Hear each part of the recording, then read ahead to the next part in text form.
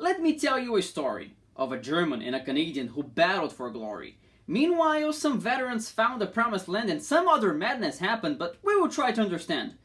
The place where emotion was stronger than reason. This is the 1997 F1 season. Fernando is faster than you. To understand the beginning of 97, we have to remember what happened in 96. The 1995 World Champion Michael Schumacher moved from Benetton to Ferrari, and the Italian team actually struggled in the beginning of the season, but they recovered their morale in the second semester and they got some results here and there.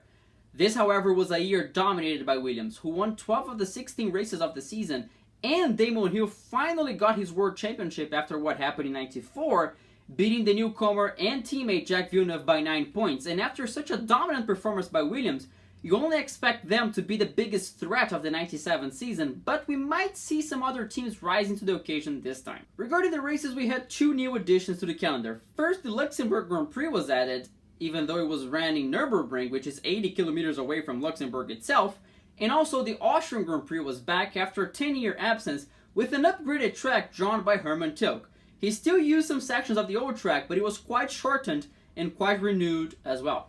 Now, talking about the new teams, Alain Prost completed the purchase of Ligier in the end of the 96 season and changed his name to Prost. The team still used Ligier chassis and a Mugen Honda engine since there was no time for further development in 97. Stewart Ford was also created as a Ford factory team. It was founded by Jackie Stewart and his son, Paul Stewart. Last but not least, Lola decided to enter the sport as a full team. The chassis provided benefited from the big backing of MasterCard, and Footwork reverted its name back to Arrows. Still talking about new entries, Bridgestone decided to enter Formula 1, supplying tires to the four new teams, Prost, Stewart, Arrows, and Lola, and also to Minardi.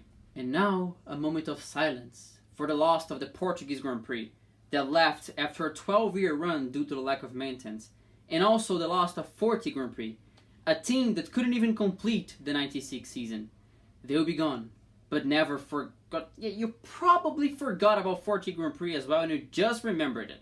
Now, finally talking about the drivers' changes, Williams released the 96 World Champion Damon Hill and signed Hans-Harald Frentzen, a driver who they really wanted for a long time to be Jacques Villeneuve's teammate, probably Jacques Villeneuve's wingman more than anything. Hill had offers from Benetton, Ferrari, and McLaren, but opted to go to the backmarker Arrows to be Pedro Paulo Dini's teammate. Ferrari maintained the dynamic duo of Schumacher and Irvine, hoping to end an 18-year title drought, and McLaren also maintained Hakkinen and Coulthard, a team that seemed to be working very well, while Benetton stick to Jean Alesi and the veteran Gerhard Berger. Using Mugen Honda's engine, Prost signed Shinji Nakano to replace Diniz as Olivier Panis's teammate, and Sauber, now using Ferrari's engines and gearbox components, signed the Scuderia's test driver Nicola Larini, partnering up with Johnny Herbert. In spite of offering a seat to Nigel Mansell, Jordan signed the rookie Giancarlo Fisichella to be Ralf Schumacher's teammate. Jos Verstappen, the father, joined Tiro and had Mika Salo alongside him. Minardi ran with Yugo Katayama and the young Jarno Trulli, while Stewart signed Rubens Barrichello and Jan Magnussen for their first season in Formula 1.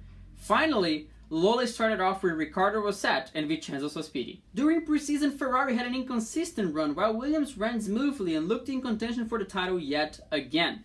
McLaren had good results, but Arrows and Stewart struggled a lot. So after some weeks of preseason, we had our sights set to a three-way battle between McLaren, Ferrari, and Williams, mostly between the Italian and the British side, the classic team against the big dog from the 96 season. The midfield looked closer as well, and they might be able to steal some podiums, and who knows, maybe they can put some wins in their pockets as well. That's it for today, guys. Thank you for watching, and the next time we step into 97 will be for the first race of the season in Melbourne.